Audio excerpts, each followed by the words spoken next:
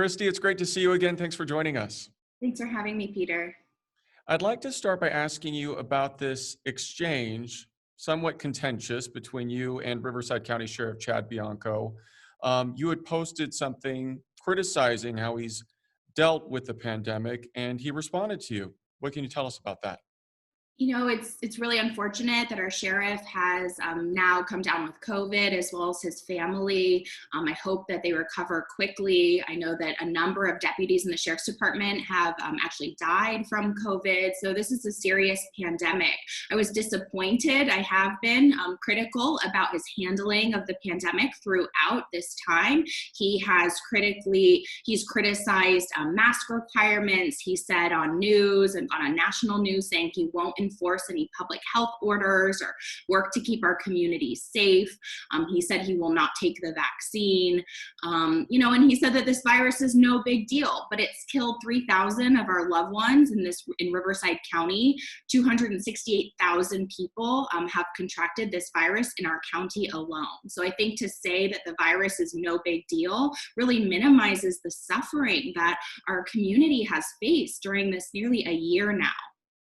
It's interesting. He actually commented on your post. He wrote, I was going to ask if you purposely misrepresented my comment, but after reading your entire post, I see you're full of misinformation, so never mind. That's not going to help you in your run for assembly. What do you think he meant by that? I was a little disturbed to see his comment to make it about me to not correct the record. I said, I'm happy to correct the record. I'm just sharing facts about our community and things I've heard you say. So I've heard the sheriff say in public meetings that this is like the flu, that the jails don't need to change any of their procedures because they deal with the chicken pox. I mean, he said all kinds of things that are just laughable from a public health perspective. He was on Twitter fighting with a doctor saying that, his immune system is firing on all cylinders and so he's safe. That's not how this virus works. And I think it's really dangerous to spread that information when we are responsible as elected officials for the health and well-being of our community. And every death is terrible. And we should be doing everything we can to protect our community. So I was a little surprised to see him comment that way. It's not about me. It's not about him. It's about public policy and doing what we can to protect our community and save lives. And since he brought it up, I have to ask, do you have future plans to run for assembly? I was just reelected to Palm Springs City Council. I'm the first female mayor. I've been mayor for about a month here in a global pandemic. So I am focused on our community and our residents. And I am speaking out because our residents want me to speak out. I work for them. They're disappointed in the sheriff's behavior. It doesn't align with Palm Springs values. We've had to work extra hard as a city and our police department to keep our community safe because there's mixed messages from the sheriff. And so I think that's a problem, and that's the reason why I'm speaking out. All right, switching gears, there's a lot going on in the city right now, including looking at forgivable loans for small businesses. What can you tell us?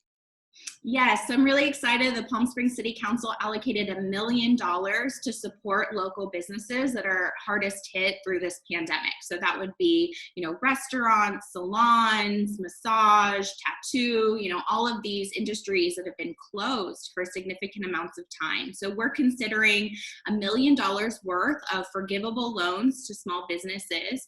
That's about $10,000 that we can give to 100 businesses.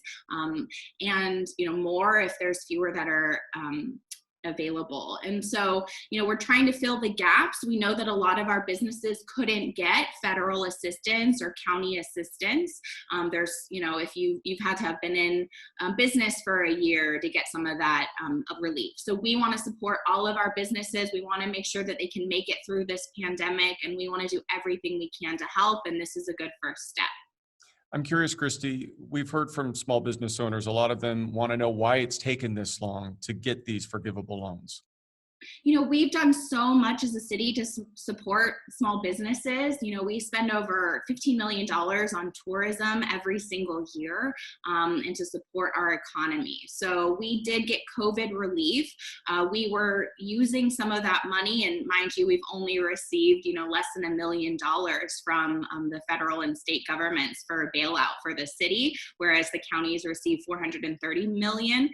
So we've had really limited funds to help at all. And, we've tried to advocate for more funds for the city and also for small businesses. So we opened, parklets to help restaurants and retail. We've done a number of different programs. We have a hotline now to help local businesses and direct, city staff resources to helping businesses apply for PPP assistance. So we've done a lot of things, but we heard from the community it wasn't enough. And that's why we took this action to allocate an additional $1 million.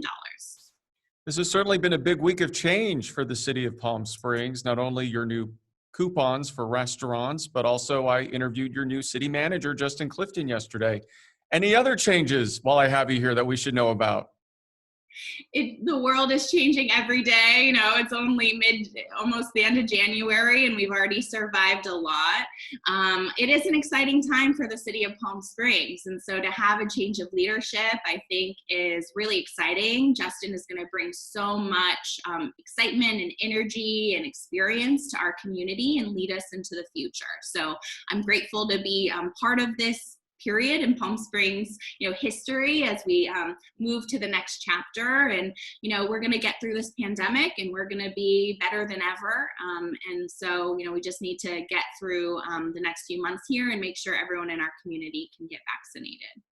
All right, Christy, as always, we appreciate your time. Thanks so much for joining us. Thank you, Peter.